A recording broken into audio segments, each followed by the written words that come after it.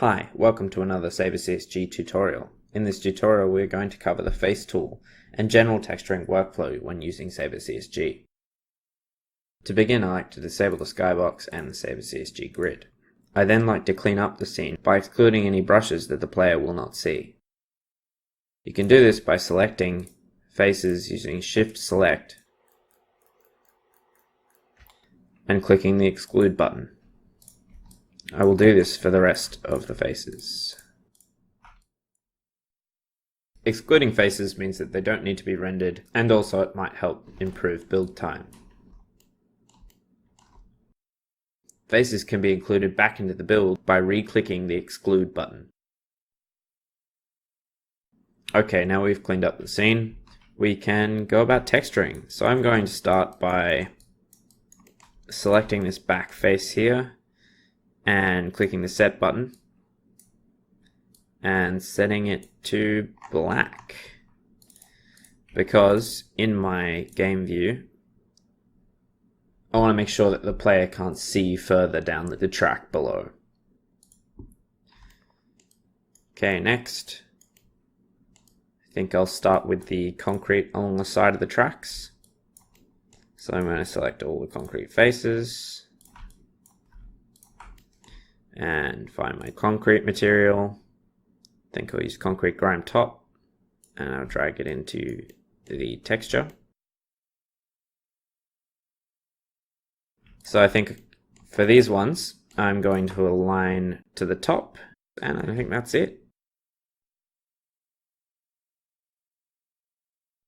This material, I think I'm going to align the edge with the top,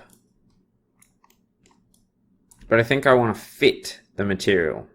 I can divide it a couple of times and that fits it, but I might want it twice across because it seems a bit densely tiled. So I'm going to find the right axis, which I think is probably the x-axis, and I'm going to set it to 0.5 to 2.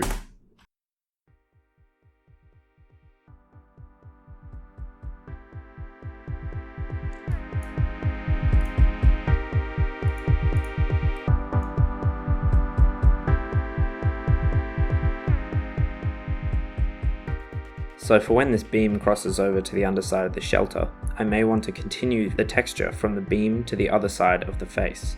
To do this, I can select the beam and hold Ctrl and Shift and click on the underside to follow the faces around and create a seamless edge. So if following this face around the bottom hasn't centered the edge of this concrete block, we can hold left click and translate the texture to align it properly. Translation is grid snapped, so I'm going to have to make the grid a little denser to align it properly.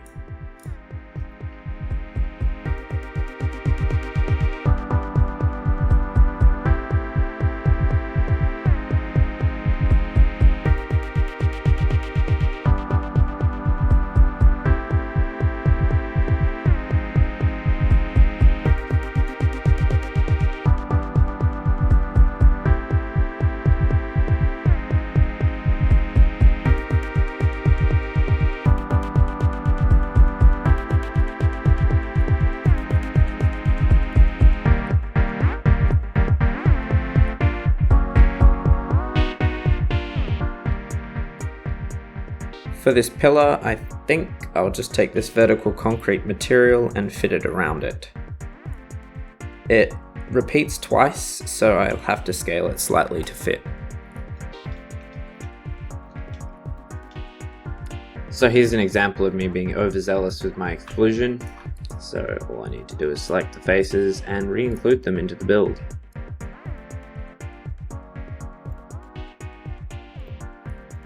Okay, there's too much tiling on this texture for my liking, so I think I might steal this one by holding C and left clicking.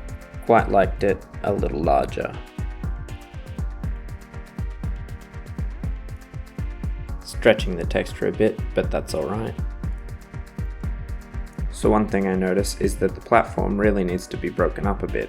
I can do this by selecting edges on either side of the brush and create a joining edge with connect midpoints. And I'll do this a couple of times just to get enough detail. It's important to note that you need to rebuild after making changes to brushwork. These materials need to be fitted along one axis and scaled to preserve their aspect along the other. This lengthwise one needs to be rotated by 90 degrees to fit properly along the edge of the tracks.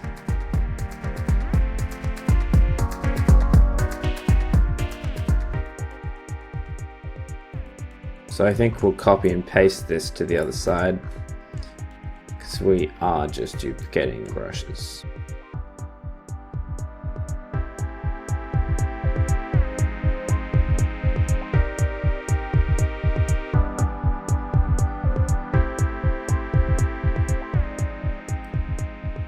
This is clearly rotated the wrong way.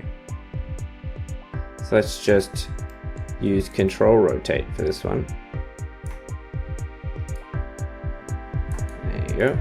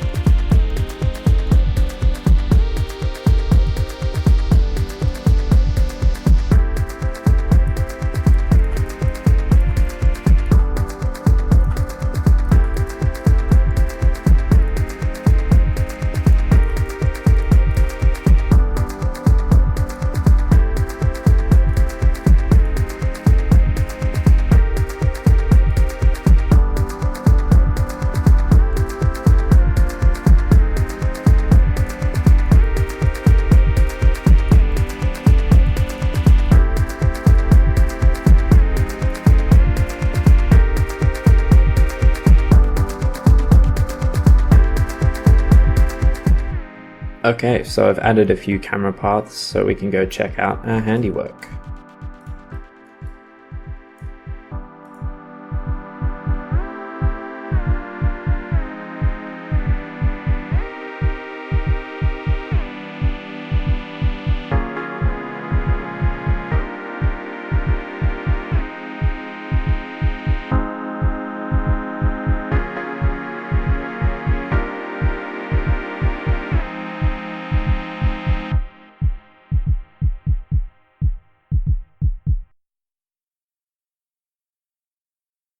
That concludes this tutorial. If you want to find more resources, you can visit the website or email us at support@sabresaurus.com.